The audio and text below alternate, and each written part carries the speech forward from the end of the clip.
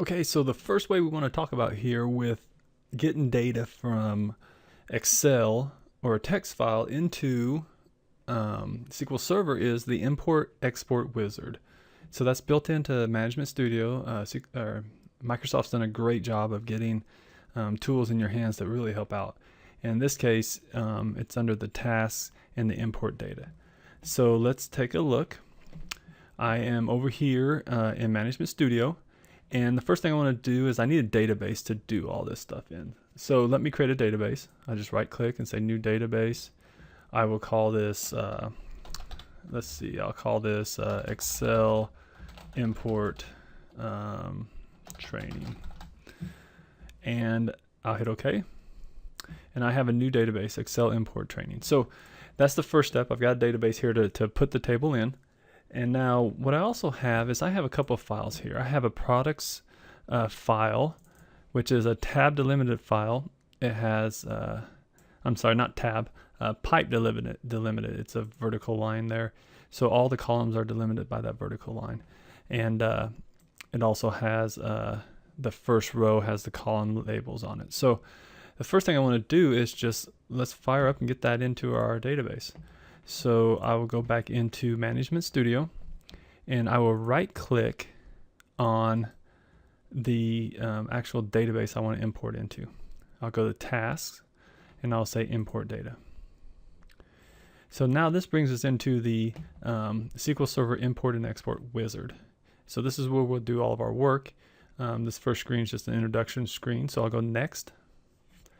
Data source. Where am I getting the data from? Well, I want to get it from that text file that we saw just a minute ago. It's called the flat file source.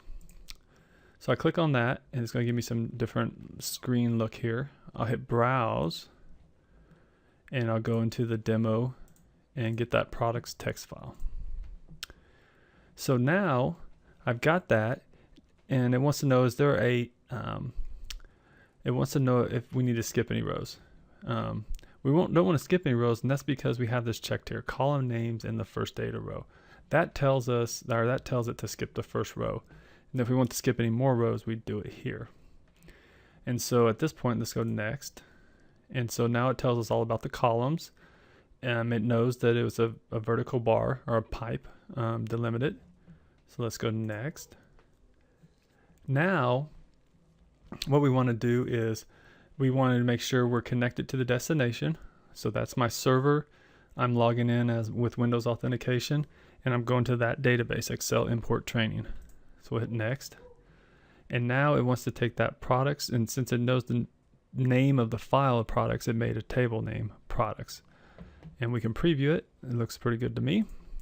Go next. And it says run immediately. We're not going to save an SSIS package. We're just going to run it.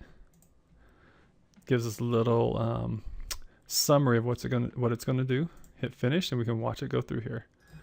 560 rows were transferred. Well, let's go take a look. So if I look in here, the products table is now there, and so I'll just say select star from products. Run that. Oh, sorry, I'm not in the right database here. Let me switch the database context to Excel import training. Execute that again. We got 560 rows. So we just brought data in from a text file. Well, what I want to do really is get it from an Excel file. So let's go ahead and let's get rid of delete from products.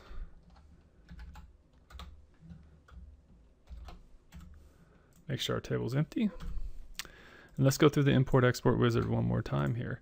So I'm going to go back into the Excel import training, right click, tasks, and I will import data. Now I go next, data source. This time I'm going to get it from Excel.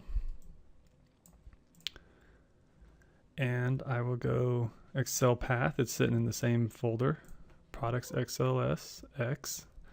So if it's XLSX, that means it's a newer file, a newer Excel file. So here you see it picked Microsoft Excel 2007. The first row still has the column names, so we'll go next. We're going to stick it in the same database. Next. Copy data from one or more tables or views. Next.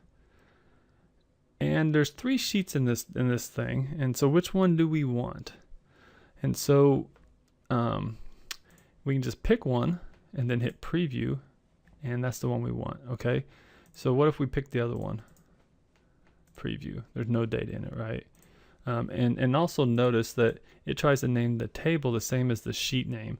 And so that's at the bottom of your Excel file, where if you had a different name for that sheet, it would name it that.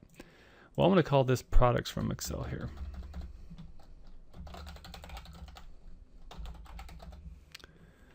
Preview that.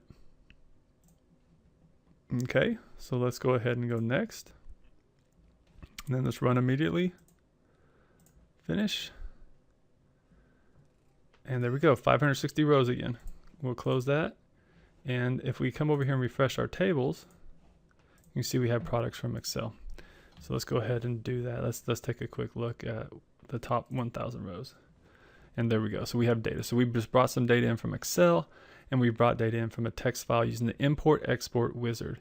And so the next video we will use a different tool.